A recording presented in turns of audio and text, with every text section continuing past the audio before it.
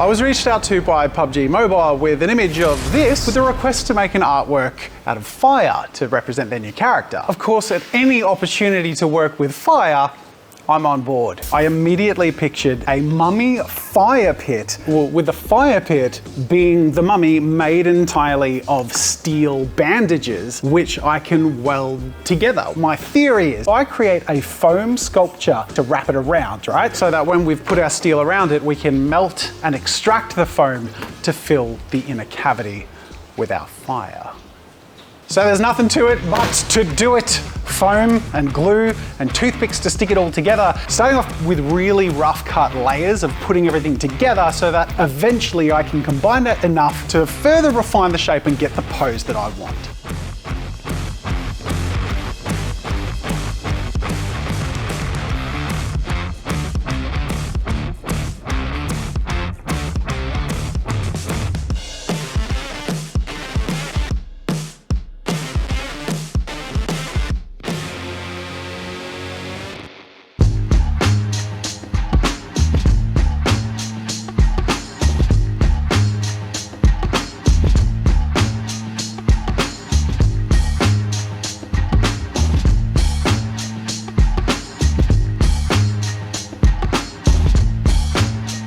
Now with the pose starting to take shape, I need to refine it because this is the shape that my sculpture is going to adhere to. It has to be a little bit thinner than the outcome because the wraps are steel and will add thickness, and it's going to be further thickened because the next step is to wrap this entirely in reinforced insulation tape.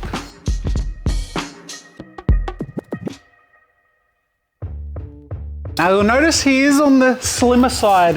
That is according to plan. You'll notice in my original sketch here, the proportions underneath have to be smaller to make way for the layers on top. But I can't weld directly on top of the foam because it'll immediately melt by the heat of the conducted steel or set on fire. So I did a few test welds on these pieces of steel over some tape covered chunks of foam. This one passed with flying colors, and it's the reinforced insulation ducting tape.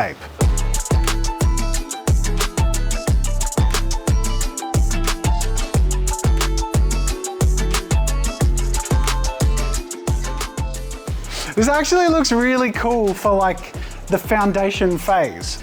But next comes the real job, wrapping this thing in steel. And to do that, I have two options. The first method is to use this anvil that I can bend stuff on. Ow! Well, the second option is the more powerful option. That was pretty good. Thank you. Why'd I get an anvil? Now, I must confess, I did naively and proudly think that I would be able to wrench these bars in place with my own raw power. I could do something, but not to any finesse. I thought I struck gold with the inspiration of using the cavity under the anvil to bend and wrench the bars in shape, which gave me some pretty good control until I realized I could only go one time around before completely trapping myself and being unable to escape.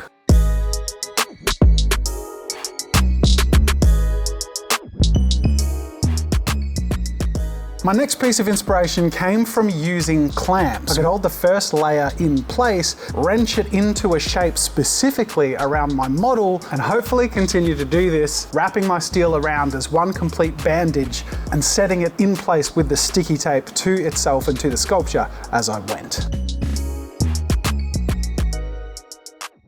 So I'm trying to clamp it and bend it around with the clamps. It almost works. As soon as I tighten, they sort of like slide off. So I'm gonna head to the hardware store and get some deeper clamps. Hopefully that's a thing. And anything else that I think looks useful.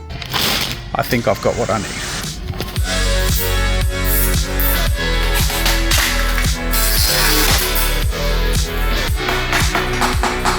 All right, it only took about 2 hours to figure out how to wrap one band around this thing. So that leads me to conclude that the material I'm working with may not be realistic. I might go see if there's aluminium and if I can work with that. I'm just gonna have to use this test piece and see if I can figure this out the sloppy way.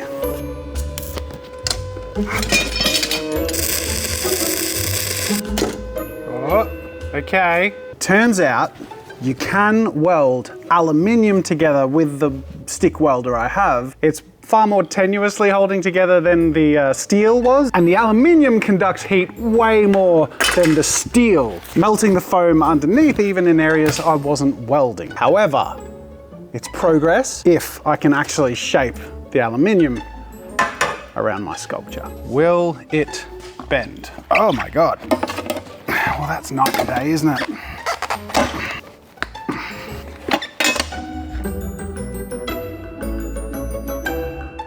Okay, now's the part where we get to see if this is a terrible idea and we'll all fall apart.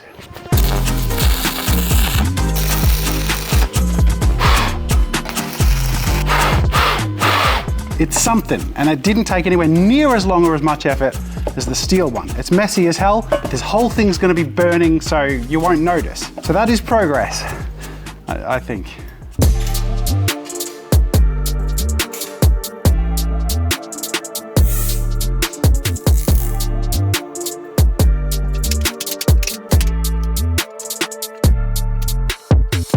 Okay, it's been half a day and I've only gotten 4 more bands around this guy, but the last 3 took about the same amount of time as this previous 4th one, and I think I have a system where I can basically bend it, wrap it, use these cable ties and then tape to hold it, and hopefully it'll hold together until I can get a weld on. So that's the next step. No, no. Okay, look.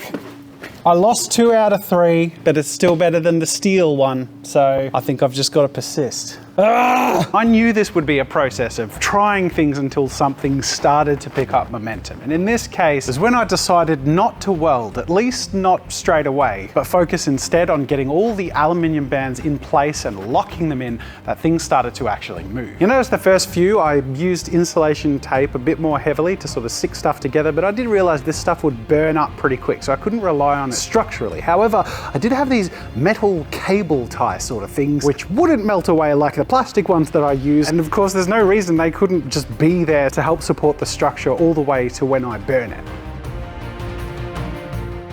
The momentum really picked up when I started to weave a thinner, longer band in between and throughout all the bands that I'd already placed, tying them together with steel wire, twisting and gripping them to hopefully reinforce the structure so everything can hold together.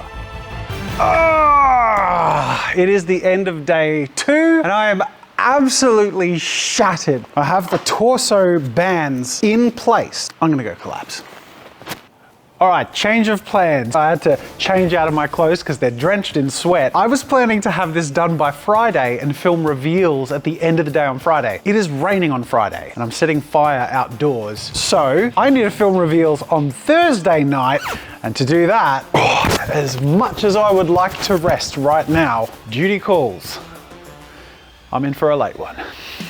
Now, fortunately, I picked up momentum and feel pretty confident in my system. And as I move on to the arms and the face, I'll be working with slightly more malleable strips. I'm also trying to keep this next part that I'm working on completely separate from the torso that I've already done. Because you see, I have to pull this apart and fill it with fire lighting material. And in order to do that and be able to reach inside the arms and the head, I'm going to create a mantle that sort of sits on top of the torso that connects the arms to the head and the shoulders. It's only 10:30 p.m.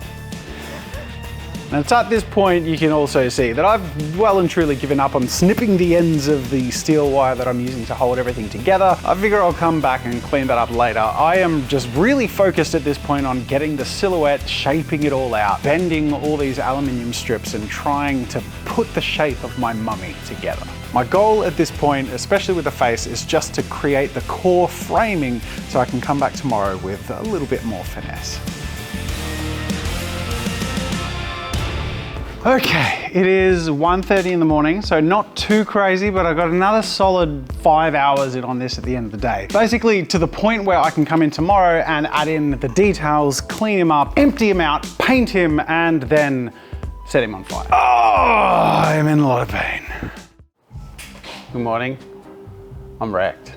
My hands are actually swollen from all the metal. It's fine. It's fine, Gareth. I do have another option that might work for the details of the mummy, and that's this aluminium flushing. Now, it's far too wide. This is a pasta roller, but it's already wrecked from the time I put scissors in it. It's working! So this is very, very malleable. I can definitely get shapes with this. How will it go in the fire? You know what? I reckon that passed the test. So I think this actually is probably my best option.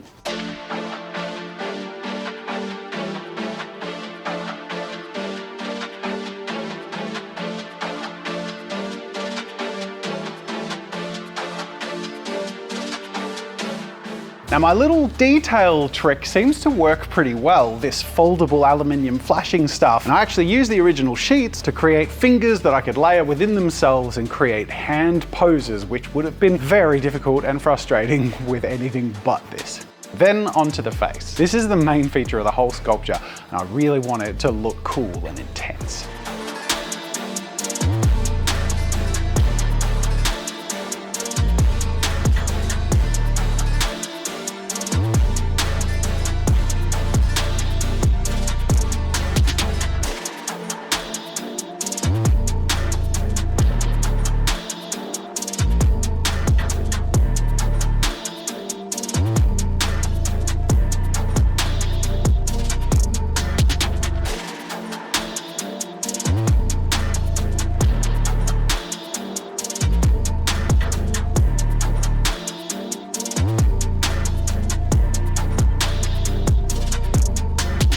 With all of that coming together, it's time to move on to clearing out the inside of my sculpture. Starting off by cutting in under the arm seams and separating the top half from the torso. It might need some reinforcement, but hey, the thesis is working so far. So now it's just a matter of removing the inside and it'll all work perfectly, right? Wrong. As soon as I started, I've already lost my bottom band. This is the steel one, which is very heavy. As soon as I start taking the foam out, these little wires I've put together aren't gonna hold it all together. I was hoping to avoid welding, but I don't think I can. But I don't know how reliable the welding's gonna be, and it's gonna start getting a bit fiery.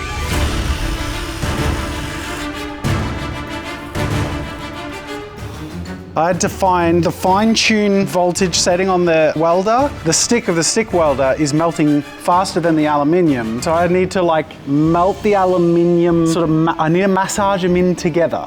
That's how I'm thinking about it. That's what worked out last time. The next thing I want to test is, can I weld aluminium to steel?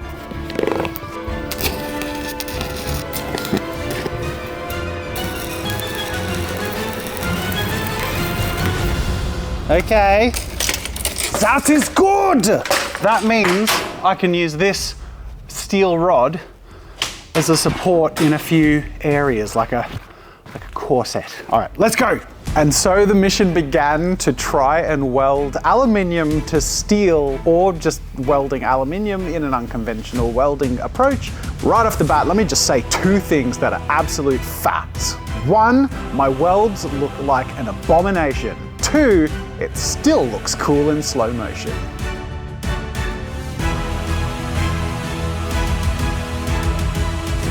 As you can tell, I have gone absolutely ballistic with these welds. I want as many of them to hold as possible because I need this guy to stay together. I'm slowly going insane, but I feel like I'm on the precipice of greatness. We're so close to this working, which proved to actually be true when I finally was able to get all the foam out from the inside and it held its shape. So now it's just a matter of putting the head and arms back onto the torso, reinforcing the arms wherever they were loose and removing the last of the foam. And this has got to be the breakthrough moment of the whole project. Everything has been leading up to this. I have the entire structure freestanding with no foam inside. And now it's time to give it a coat of black spray paint to tie it all together.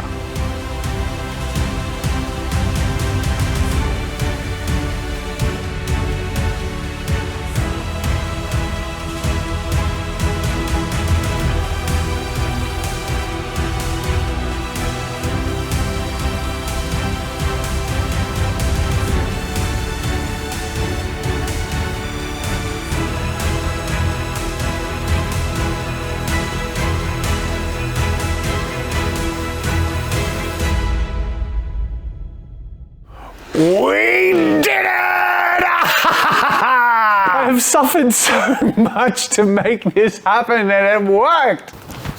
I really hope this looks cool when it's a flame with the black strips and the fire inside, which is of course all entirely inspired by the brand new PUBG Mobile skin. I've anchored myself to this reference the whole time and really want to do it justice because it looks freaking cool. And everything we do from this point to the end of the video is about trying to capture this and bring it to life. It's game time. We're going to take this over to a rural property. We've notified the local council that we're doing some burning off at night time. So what we're doing is perfectly legit. Of course, we'll be as safe as possible, as you can be when working with accelerants and fire. Jeez. What? You're making me nervous. I've busted my guts for days to try and beat the rain, and 15 minutes ago, it started raining. I really hope it holds up so we can get something cool. All right, let's do this. This is a mishmash of firelighters, wood, newspaper, and petrol.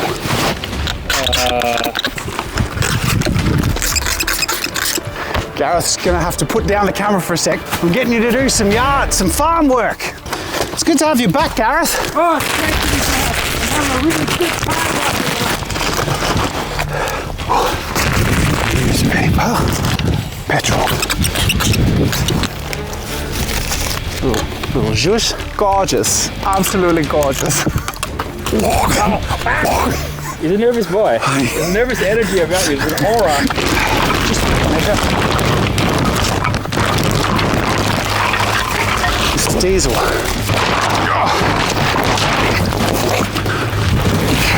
Don't try this at home. The very last thing we need to do is make a little starting trail. The trail's not working very well. All right, I'm just gonna have to go like this.